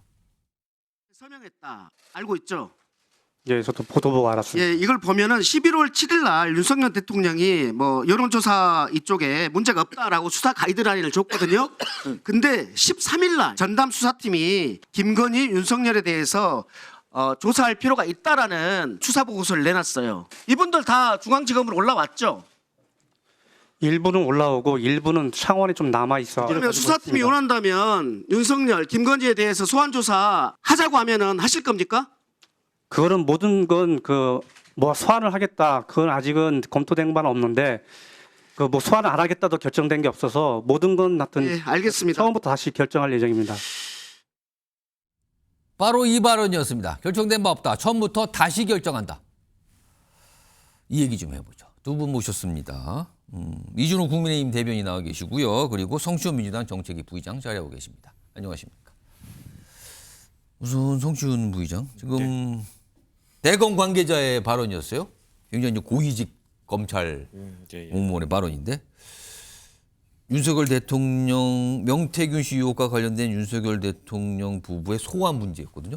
처음부터 다시 결정할 예정이다. 이거 어떤 의미일까요? 원론적 얘기에 그친다고 봅니다. 아, 왜냐하면 지금 소환을 결정한 것도 아니고 안 한 것도 아니다. 그러니까 검토를 하겠다. 처음부터 다시 보겠다. 왜냐하면 지금 이거 명태균 씨와 관련된 이것들이 창원지검에서 지금 중앙지검으로 이첩되지 않았습니까? 그런 상황. 왜 창원지검에서 중앙지검으로 이첩이 됐느냐. 사실 지금 민주당에서는 명태균 특검법을 계속 추진하고 있는 상황이 창원지검이 수사를 너무 미진하게 하고 있다라는 비판을 하고 있는 겁니다. 왜냐하면 중간 수사 결과 발표 때도 작년에도 명백하게 윤석열 대통령이 이 김영선 전 의원 공천과 관련돼서 명태균 씨와 통화한 내용 녹취록을 공개되지 않았습니까? 예. 사실 그때도 그 이전에 대통령이 담화를 통해서 나는 누군가를 추천한 적이 한 번도 없다고 거짓말을 하셨어요. 근데 추천하는 내용이 들어간 녹취가 공개됐음에도 불구하고 윤석열 대통령에 대한 직접 수사가 전혀 없었죠. 그렇기 때문에 이번에는 또 민주당이 김건희 여사도 이런 통화 내용이 있다. 김영선 전 의원과 분명 그 김영선 전 의원의 공천과 관련된 통화를 명태균 씨와 한 통화 내용이 있으면 이게 아니 그 단순히 통화에 불과한지 아닌지 확인할 수 있는 충분한 조사나 이런 것들이 이루어졌습니까? 아무것도 이루어지지 않았기 때문에 명태균 특검법을 추진해야 된다고 지금 말씀드리고 있었던 건데 그렇기 때문에 지금 대검찰청 관계자에게 두 분 윤석열 대통령과 김건희 여사 소환 조사 할 거냐 안 할 거냐 했더니 일단 원칙적인 답변을 한 겁니다. 만약에 또다시 중앙지검에서 지지부진하고 이 두 분에 대한 수사나 관련자들 수사 안 한다. 그럼 저희는 계속해서 특검법의 필요성을 주장할 수밖에 없는 거죠. 이준우 대변인께서는 이게 이제 국민의힘 입장이 또 궁금해지는 거예요. 향후 소환 조사 뭐 가능성을 일단 뭐 열어뒀다가도 볼 수 있고, 근데 송시훈 부의장은 의지가 없는 것 같다고 평가하셨는데 윤석열 대통령 명태균 씨 의혹과 관련해서 특히 이제 김건희 여사 관련된 소환 조사에 대한 이 가능성에 대한 국민의힘의 입장은 뭡니까? 지금 있습니까? 입장이 정리가 좀 됐습니까? 아니면 논평 같은 게 없어서 좀 제가 질문을 좀 드리는데. 지금 사실 명태균 특검법을 추진하고 있는 가장 큰 이유는요. 지금 명태균 특검법을 세 번 추진했지 않습니까? 예. 근데 또 네 번째 추진하게 되면은 이게 국민들이 피로감이 있습니다. 그래서 좀 택가래를 해가지고 김건희 여사 특검법을 명태균 특검법으로 바꿔서 추진한 게 아닌가 하는 생각이 들고, 그때 김 여사 특검법을 추진한 이유가 뭐냐면 이재명 대표의 사법 리스크를 희석시키고 대통령 부부에 대한 부정적인 이미지를 강조하기 위해서 쭉 해왔던 거거든요. 그런 맥락에서 볼 때 지금 창원지검에서 10명의 검사들이 서울과 부산에서 파견받아서 수사를 하고 있는 이런 상황에도 불구하고 이것도 부족하다 하면서 특검을 하자. 그런다는 것은 정치적으로 저는 그런 가능성이 높지 않다고 보지만, 만약에 조기 대선이 열린다 그러면 명태균 특검법을 이용해서 명태균 특검법이 국회에서 가결되지 않았다. 그러면 여러분 민주당한테 힘을 모아주세요. 명태균 특검법을 통과시키겠습니다. 그 얘기를 할 수 있는 거고요. 명태균 특검 만약에 통과됐다. 통과됐던 매일 아침마다 국민의힘 의원이라든가 또 누가 조사받았다 뭐 어쨌다 이렇게 나오겠죠. 매일매일 브리핑을 할 수 있는 거죠. 그러니까 이 키워드 자체가 국회에서 통과되든 통과되지 않든 간에 민주당에서는 굉장히 정치적으로 사용세가, 그러니까 쓰임새가 굉장히 좋은 도구입니다. 그런 의미에서 보면 이건 정치적으로 굉장히 어떤 정쟁의 수단으로 대선을 다분히 의식한 그런 카드로밖에 보이지 않는다 생각이 듭니다. 근데 제가 질문드린 건 명태균 특검법이 아니라 지금 검찰에서 특히 이제 윤석열 대통령 부부에 대한 소환 가능성 어떻게 보면 열어둔 발언으로 보이기도 하거든요. 이거에 대한 국민의힘 입장이 혹시 정리된 게 있는가? 글쎄요, 검찰 측에서 증거와 뭐 어떻게 황금폰, USB 얘기 나오지 않습니까? 증거와 진술에 따라 가지고 엄격하게 처리를 하면 될 일이다 그래 봅니다. 그럼 검찰의 판단에 맡기겠다. 네. 그게 입장으로 봐야 되는 겁니까? 뭐 제 개인적인 생각은 그렇습니다. 당에서는 아직 입장이 정리는 안 된 것 같은데요. 그러면 알겠습니다. 오늘 대검 차장검사니까 굉장히 좀 발언에 무게가 있거든요.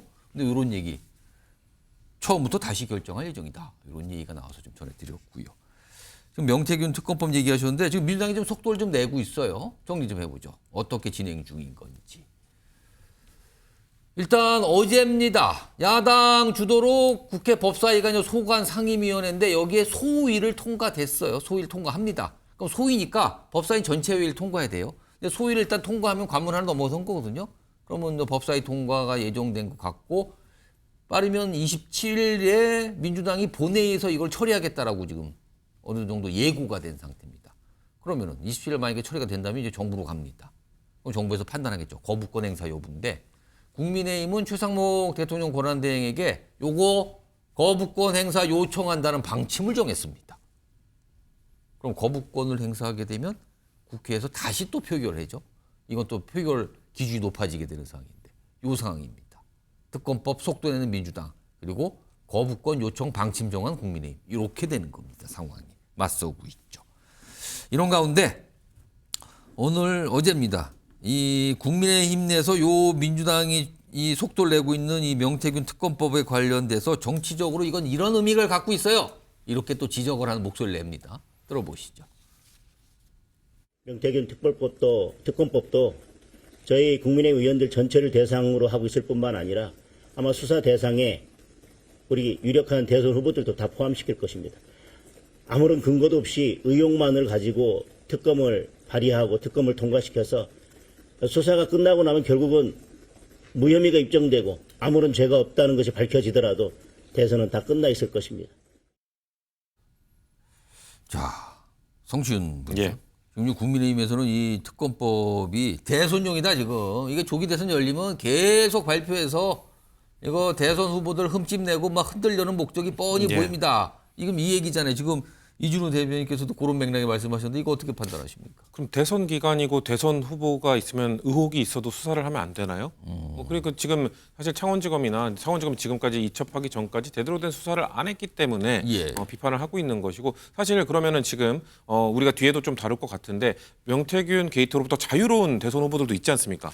김문수 장관, 유승민 전 의원, 한동훈 전 대표 이분들은 명태균 게이트 관련돼서 단 한 번도 언급된 적이 없죠. 그리고 나머지 분들도 본인들은 억울하다고 주장하고 있습니다. 예. 그리고 오세훈 시장 같은 경우는 빨리 이거 수사해라. 빨리 수사 안 이거 지연된 정의는 정의가 아니다. 빨리 해라. 빨리 털고 싶다는 의지를 드러내지 않았습니까? 예. 그러면 국민의힘 측에서는 뭐 다양한 대선 후보들 지금 제가 3명은 자유롭고 지금 2분이 뭐 조금 의혹에서 얘기를 지금 헤어나오지 못하고 있다 치면은 그럼 빨리 털어내주는 것이 국민의힘이 주장하는 5명의 다채로운 경선을 통해서 뭐 다양한 목소리를 담아낸다. 이거 할 수 있는 것 아닙니까? 특검 보통 하게 되면은 보통 한 60일 뭐 연장하게 되면 조금 더 연장할 수 있지만 60일 정도의 기간이고 초반에 웬만한 조사나 이런 수사는 이루어지면서 나올 거 다 나옵니다. 예. 그러면 빠르게 오히려 국민의힘이 받아서 정말 지금 아직 탄핵 심판 지금 한 2, 3주 있어야 결과 나오지 않습니까? 2, 3 더 걸릴 수 있습니다. 아직 결정된 게 없습니다. 그렇다면은 빨리 받아서 빨리 추진하면은 뭔가 조기 대선 그 본격적으로 들어가기 전에 경선을 치르기 전에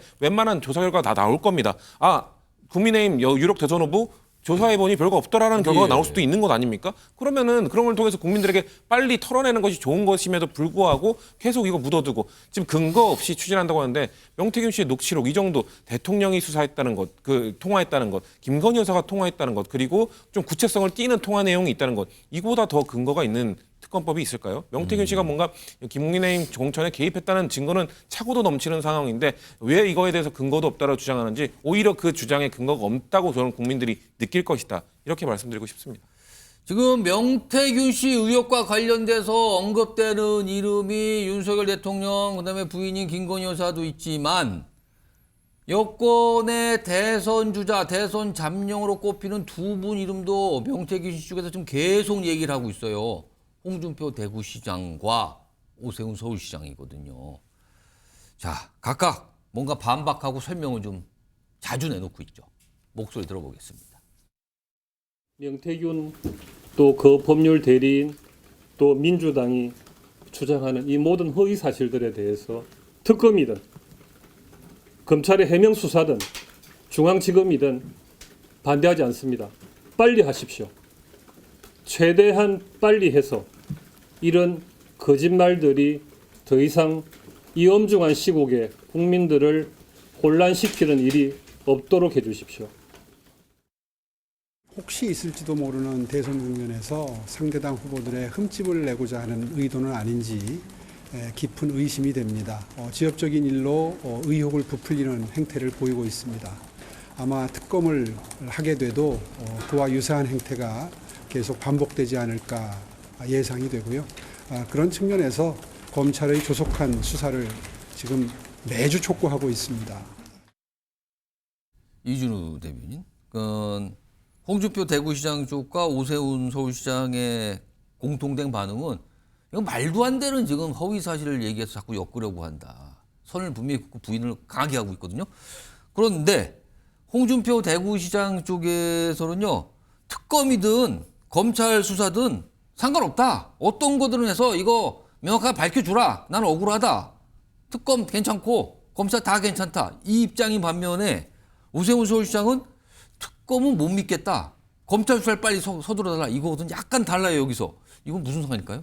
글쎄요. 특검과 검찰 수사 둘 다 어쨌든 다 빨리 촉구하는 거. 이거는 양측 다 입장이 똑같습니다. 그래서 본인이 어떤 지금 혐의 받고 있는 것 또는 민주당의 프레임으로부터 벗어나려고 하는 그런 입장은 똑같은 것 같은데 여기서 뭐 특검에 대해서 좀 불신하는 거. 이거는 지금 그동안 민주당에서 보여준 23번의 특검 발의가 있었지 않습니까? 예. 그 특검 발의가 전부 다 국민의힘에 의해서 전부 다 이제 거부됐었는데 그게 전부 다 정쟁적 수단 또는 독소 조항을 다 품고 있는 그런 특검이었단 말이에요. 예. 그래서 아마도 오 시장 측은 그런 독소 조항이라든가 또는 정쟁의 수단으로 쓰이는 것 이거를 좀 우려를 하는 것 같습니다. 그 부분을 좀 주목하면서 이거는 그렇죠. 문제가 있다. 특검은 그렇죠. 아니다. 예, 그렇죠. 만약에 민주당에서 특검을 윤석열 정부 2년 6개월 동안 뭐 한두 번 정도 발의하지 않았다. 그러면 특검도 가능하죠. 근데 23번이나 정치적 목적으로 대통령 흔들기, 정부 흔들기 목적으로 23번이나 발의해야 하는데 또다시 특검을 발의한다? 이거를 우리가 온전하게 어떤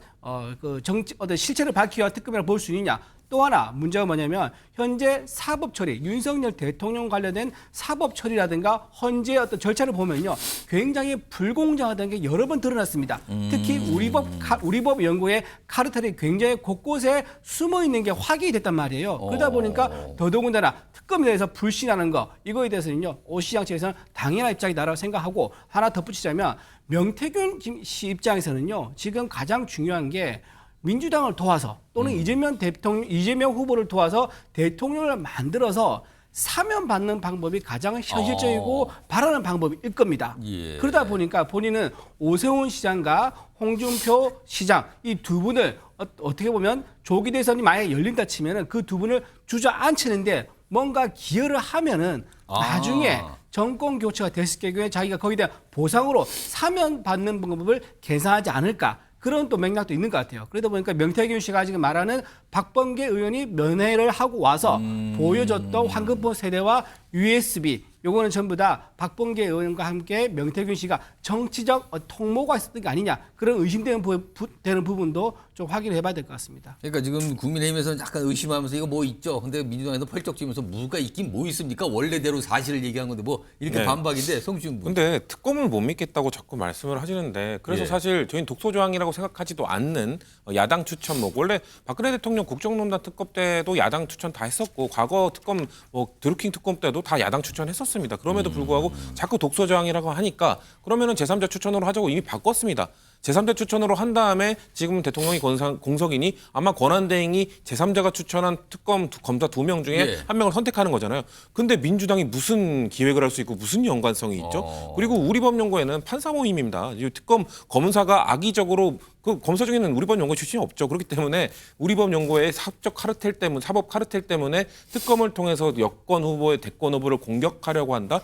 저는 이건 모순적인 이야기라고 생각을 하고요. 저는 오세훈 시장과 그리고 홍준표 시장이 특검이든 뭐든 받겠다고 했으니까 이 두 분 의혹 털어드려야 되지 않겠습니까? 털어드리지 않으면 불공정하잖아요.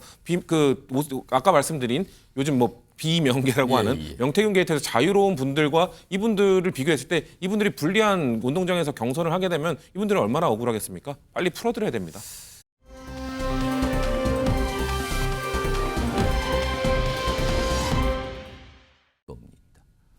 국민의힘 비명계 주자들이라고요?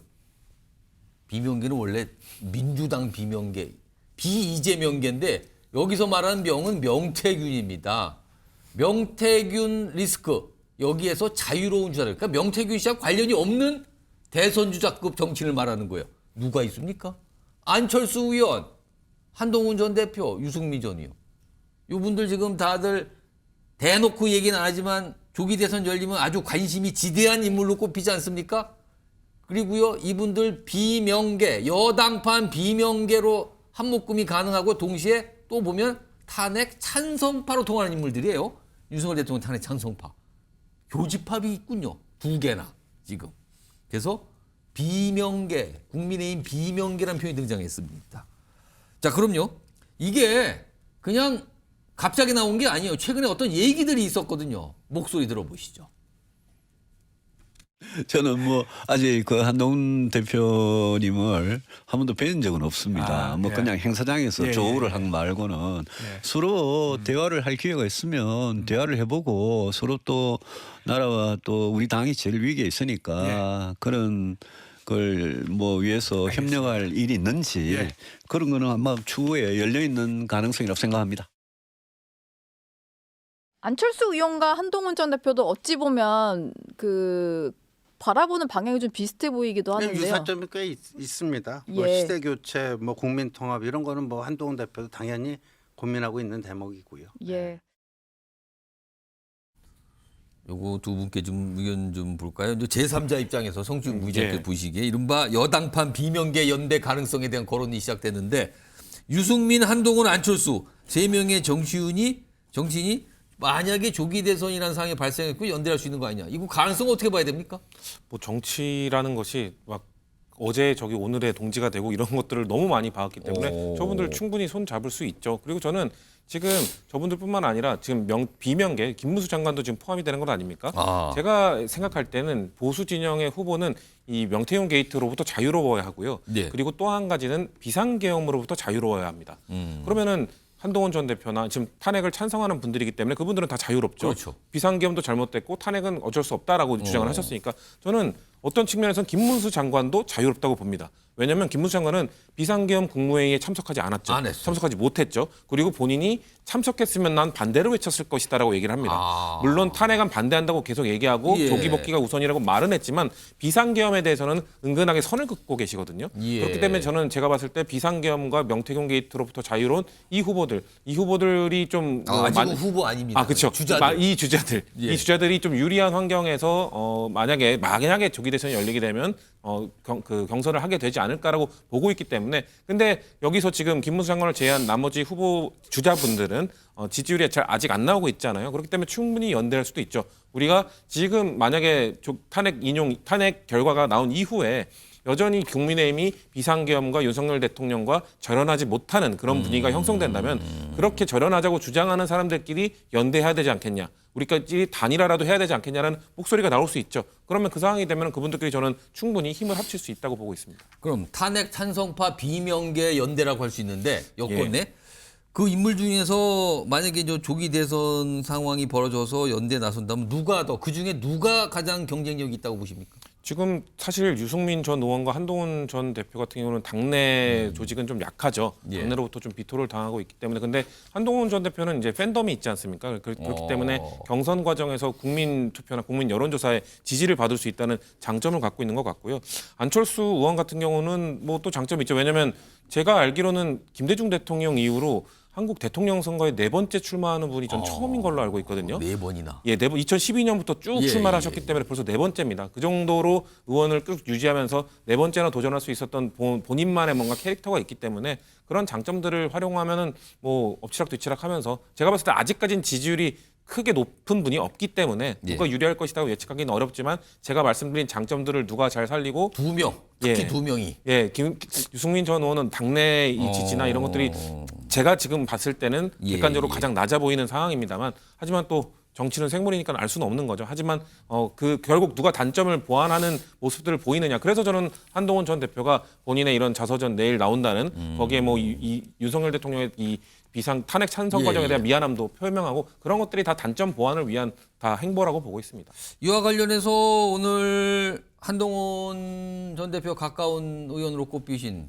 조경태 의원 설명을 좀 하나 내놨습니다. 들어보시죠. 우리 당의 후보 또는 이번 정권에서의 후보자는 사법 리스크가 없어야 되고 그리고 비상계엄에 대해서 좀 자유로울 수 있는 인물이어야 되고요.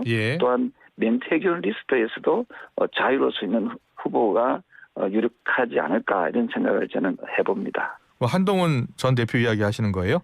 그거는 아마 지금 듣고 계시는 청취자 여러분 그리고 국민 여러분께서 판단할 거고요. 대체적으로 중도 보수 또는 합리적 보수라고 하는 분들의 사고가 바로 그러하다라고 저는 보고 있습니다.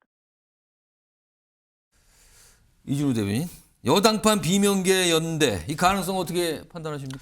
아까 이 세 분 말씀하셨잖아요. 이 세 분들이 교집합이 2개만 있는 게 아닙니다. 하나 더 있습니다. 뭡니까? 낮은 지지율도 교집합입니다.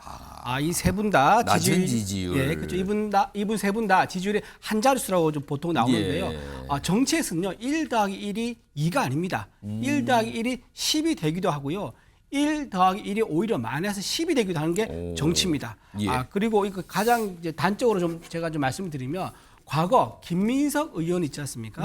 김민석 의원이 같은 자기 진영에서 배신자로 낙인 찍혔을 때 어떤 결과가 나왔는가 말씀드리면 본인은 그때 서울시장 출마한 적이 있었죠. 그때 노무현 전 대통령이 김민석 의원을 도와줬었습니다. 하지만 나중에 노무현 후보가 대통령으로 나오니까 김민석 후보가 노무현을 도와주지 않고 정문주 후보를 도와줍니다.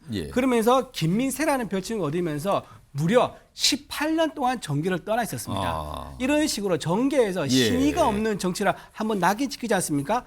회복되려면 20년 가까운 세월이 걸립니다. 지금 유승민 의원, 유승민 전 의원이죠. 한동훈 전 대표, 안철수 후보 이분들이 탄핵 찬성했다라는 이런 공통점을 가지고 있기 때문에 과연 우파에서 지금 국민의힘과 대통령의 지지율이 이렇게 높은 상황에서 우파에서 과연 이 집토끼들이 과연 이분들에게 지지를 해줄지 이건 근원적인 문제를 해결하지 않으면은 이분들이 힘을 합친다 하더라도 한들 시너지 효과가 발생하기 매우 어렵다. 그리고 만약에 저는 그런 가능성이 없다고 보지만 만약에 조기 대선이 일어난다 그러면요. 시대 정신은 연대다. 연대는 의미이기 때문에 연대에서는 이분들이 만의 연대가 아니라 전체를 아우르는 연대가 되어야 될 거다. 그렇게 말씀드립니다. 이준우 대변인. 네. 이게 김문수 지지자라고 알려진 분이 그렇게 보이는 분이 그 SNS에 이걸 올렸어요. 그러면서 뭐 여러 가지 뭐 과거 얘기도 쓰고 그랬는데 여기 보면 지지자입니다. 김문수 장관 턱걸이 뭐 영차 그러면서 뭐 턱걸이 영상을 뭐 약간 의식적으로 올린 것 같단 말이에요. 이걸 보고 김문수 장관이 올해 74이에요. 그래서 혹시 나이 이런 거를 의식한 거 아니냐라는 시각이 하나 나왔고 동시에 이쯤 되면 이거 김문수 장관 쪽도 다 알고 있는 거 아니야? 이런 영상 공개된다는 거. 사실상 뭔가 이거 움직이고 있는 거 아니야? 또 이런 시각도 있는데 이거 어떻게 봐야 됩니까? 장관은요, 행정부의 어떤 공무원이다. 이게 단순히 볼 수 없죠. 장관이 별정직이기 때문에요. 반쯤 정치인이기도 합니다. 정치인에게 가장 중요한 것은 건강입니다. 정신적으로 건강하고 신체적으로 건강해야 되죠. 만약에 정신적으로 본인 우울증이 있다. 그러면 그거는 이제 정치인을 하면 좀 어렵겠지요. 어렵죠. 그리고 신체적으로도 저렇게 턱걸이를 한다거나 윗몸을 이렇게 한다거나 옛날에 이회창 이제 전 대통령 후보는 옛날에 바닥까지 엎드려서 손바닥에 닿는 모습까지 보여준 적도 있습니다. 이거 일부러 그거는 공개를 하는 거잖아요. 그런 그렇죠. 모습을. 공개를 해서 신체적 건강과 그다음에 정신적 건강까지 모두 다 걱정 우려가 없다. 이런 것을 보여주는 거기 때문에 꼭 무슨 어떤 대설이나 이벤트를 의식해서 저런 걸 보여주는 건 아니고 정치인이라 그러면 평상시에 누구나 자기 SNS에서 자신 있는 부분들 다 그래 올리는 거거든요. 홍보하는 차원에서. 하필 지금 왜 공개가 됐을까요? 장관 되신 지 꽤 됐는데 왜 지금 공개되냐는 거죠, 지금. 평소에도 운동을 하셨을 것 같아요. 근데 의원이 지금 요즘에 뭐 최근에 찍힌 게 아니었을까요? 그러니까 지지율 이런 거 다 관련된 거 아니냐 이거죠, 지금 이게.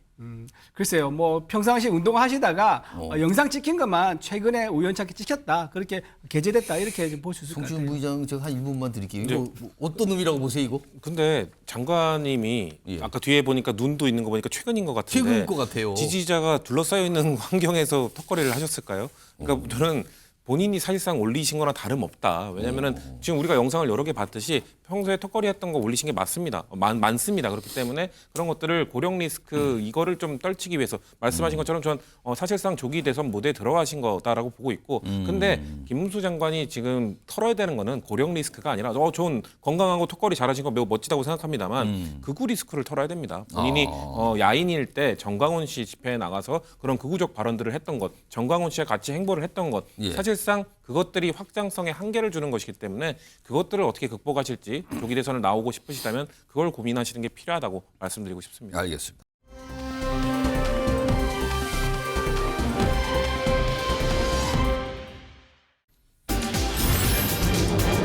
가장 위험한 인물. 사진이 한동훈 전 대표와 이재명 대표인데 누가 누구한테 한 말입니까, 저게 지금. 가장 위험한 인물. 한동훈 전 대표의 책, 내일이 발간이 되는 날짜죠. 근데 그 책 내용이 조금씩 알려졌는데 오늘 또 이런 내용이 전해졌네요. 정리 좀 해보겠습니다. 한국에서, 책 내용이 이렇대요. 한국에서 가장 위험한 인물이 이재명 민주당 대표다. 왜냐하면 이재명 대표는 행정부까지 장악하면 사법부 유죄 판결 막으려 계엄이나 처벌 규정 개정 같은 극단적 수단을 쓸 수 있다. 이렇게까지 얘기했습니다. 한국에서 가장 위험한 인물. 이 뜻은 뭘 할지 모르는 인물이다. 이런 뜻이 되는데 이준우 대변인 어떻게 보십니까? 저 책 내용. 좀 굉장히 의미가 있는 것 같아요. 이재명 대표를 언급하면서 민주당의 지금 대선 후보로 뭐 사실상 유력하지 않습니까? 그러다 보니까 겨냥을 해서 싸울 사람 나다. 이런 것을 대외적으로 공표를 하는 것과 동시에 예. 계엄 얘기를 해요. 계엄을 얘기하면 그렇죠. 굳이. 그죠? 예, 그 얘기가 뭐냐면은 본인이 지금 가지고 있는 가장 큰 리스크가 한동훈 대표가 아니었다 그러면 계엄 그 탄핵에 이르는 과정 그거를 아마 우리가 좀 더 딜레이 시키거나 좀 막을 수 있을 것이다. 이제 이렇게 보통 얘기를 많이 해요. 예. 그러다 보니까는 자기는 계엄을 막았다 이런 주제를 가지고 있습니다. 그러다 보니까 이재명 대표가 만약에 대통령이 된다 그러면 이재명 대표가 또 계엄을 한다면 막을 사람은 나다. 내가 전에 한번 막았었고 두 번째도 내가 또 막을 거다. 이렇게 오히려 본인이 계엄 관련해서 탄핵을 추진했던 그 과거에 했던 리스크라고 해야 되나요? 또 우파 쪽에서는 그걸 좀 인정하지 않는 모습 있지 않습니까? 그거를 정면 돌파하기 위해서 두 번째 계엄이 오면 그걸 역시 막을 사람 나다. 이렇게 되치게 하는 그런 의미로 저 얘기한 게 아닌가 그런 생각이 듭니다. 그리고 또 하나 말씀드리면 지금 이재명 대표에 대해서 비판적인 목소리를 냈단 말이에요. 그렇습니다. 그럼 왜 이제서야 그런 비판적인 목소리를 내느냐? 당 대표 시절에는 이재명 대표와 같은 목소리를 냈어요. 그것도 대상이 똑같습니다. 예. 윤석열 정부와 윤석열 대통령 부부 가족에 대해서 똑같이 이재명 대표와 같은 목소리를 내면서 화자만 가리면은 이게 이재명 대표에게 얘기한 건지 한동훈 대표에게 얘기한 건지 구분이 안 갈 정도로 굉장히 강성 발언을 많이 했었는데 예. 지금에 와서 이제 이재명 대표를 향해서 쓴소리를 하는 것, 비판하는 것에 대해서는 오히려 우파 쪽에 있는 지지자들은 좀 의아하게 생각하지 않을까 그런 생각해 봅니다. 그런 것도 다 의식을 해서 겨냥한 거 아니냐는 말씀 같은데. 성시훈 부의장께서는 대한민국에서 가장 위험한 인물이 바로 누구다? 이거 어떻게 보십니까, 이거? 가장 위험한 인물은 윤석열 대통령이죠. 윤석열 대통령 지금 아직 탄핵 소추가 안 됐기 때문에 탄핵 심판이 안 됐기 때문에 아마 한동훈 대표의 논리는 이겁니다. 입법부의 다수 의석을 갖고 있고 행정부까지 장악하게 된다. 그러니까 여대 야소 상황이 왔을 때 이재명 대표는 사법부까지 장악하기 위해 계엄까지 할 것이다라는 주장이잖아요. 근데 그럼 여대 야소 상황이 지금 만약에 정권 교체가 되면 민주당이 처음 맞이하는 겁니까? 지금까지 여대 야소 상황 많았습니다. 지금 진보 보수할 것 없이 뭐 국민의힘 전신 정당들이 여대 야소했던 적도 많고요. 민주당도 여대 야소했던 적 많습니다. 그런데 그럴 때마다 대통령이 뭐 좀 하다가 안 되면은 입법부와 행정부를 장악하고 있으니까 계엄했습니까? 최초로 민주화에 계엄한 건 윤석열 대통령입니다. 그렇기 때문에 한동훈 대표는 저는 뭐 이진우 대표님께서 말씀하신 것처럼 뭔가 이재명 대표에 대한 공격 자신이 이재명 대표를 막을 수 있다 이런 이미지를 보여주기 위해 저런 발언을 하신 것 같긴 하나 본인이 지금 해야 되는 것은 국민들이 지금 대한민국에서 가장 위험한 사람으로 느꼈던 윤석열 대통령이 가장 위험한 행동인 비상계엄을 했던 것을 여당 대표로서 막지 못했던 것 그것에 대한 처절한 반성과 유감 표시 그리고 국민들에 대한 사죄 이런 것들을 몇 번 해도 모자라지 않으니 그거에 집중하시는 것이 저는 옳다라고 말씀드리고 싶습니다. 지금 한동훈 대표도 본인의 책에서 이재명 대표를 굉장히 비판한 거예요, 사실은. 한국에서 가장 위험한 인물이라고 규정을 해버린 거잖아요. 그런데 요즘에 가만히 보면은 여당 내에서도 이재명 대표에 대한 비판 수위가 다시 높아지고 있거든요. 이런 목소리도 오늘 나왔습니다. 들어보겠습니다. 현재 이재명 대표가 정책적인 입장을 밝히면 민주당의 당론이 되고 민주당이 당론을 정하면 그 어떤 법안도 통과시킬 수 있습니다. 그야말로 무소불위의 권력입니다. 지금 이재명 대표는 여의도 황제와 같습니다. 그 엄청난 권력을 진짜 경제에 도움이 되는 또 진짜 중도 보수답게 써보기를 바랍니다. 또 이런 입장도 나왔어요. 화면 보겠습니다. 유상현 의원인데 이재명 대표 최근에 광폭 행보 또는 뭐 우클릭 뭐 여러 가지 모습이 있다 그러잖아요. 그런 모습을 광폭 행보라고 딱 규정해서 이런 거 보이고 있다고 했는데 2심 재판, 선거법 위반 혐의 2심 재판 관련 재판부에 대한 무언의 협박 같습니다. 이렇게 또 지적을 해요. 요거는 제가 두 분께 한 40여씩만 들어볼게요. 성시훈 부의장. 예. 요즘에 보면 한동훈 대표나 권성동 의원, 윤상현 의원은 사실 같은 여당에 있지만 결이 달라요. 그렇죠. 약간 네. 대치된 게 많았는데 이재명 대표를 놓고는 똑같은 입장인데요, 지금 사실상 이거 어떻게 봐야 됩니까? 뭐 제1야당의 대표고 유력 대선 후보니까 공격을 한 건 공통적인 것 같고요. 자꾸 뭐 이재명 대표가 뭐 우클릭하면서 뭐 사실상 뭐 말을 바꾼다 이런 비판들을 많이 하는데 만약에 뭐 아까 권영세 비대위원장이 권성동 원내대표였죠. 이재명 대표가 여의도의 황제라면은 법안을 중도 보수로 가자라고 한 다음에 그걸 관철시키지 못했을 리가 없잖아요. 이재명 대표 역시 지금 시민사회나 당내의 전통적인 진보 지지층 그리고 진보적 목소리를 내세우는 분들에게 이분들을 아직 설득하지 못하고 있는 겁니다. 그런 것처럼 똑같습니다. 혹시나 뭐 나중에 또 당내에 이런 여러 목소리들을 화합하고 통합해야지 뭔가 추진할 수 있는 것이지 혼자만의 힘으로는 하기 힘들다는 걸 지금 요즘 보여주고 있는 것입니다. 이준우 대변인. 그러니까 여당 내 계파 상관없이 이재명 대표에 대한 압박과 공세는 비슷하네요, 지금. 네, 이재명 대표의 말바꾸기가 굉장히 심각한 수준입니다.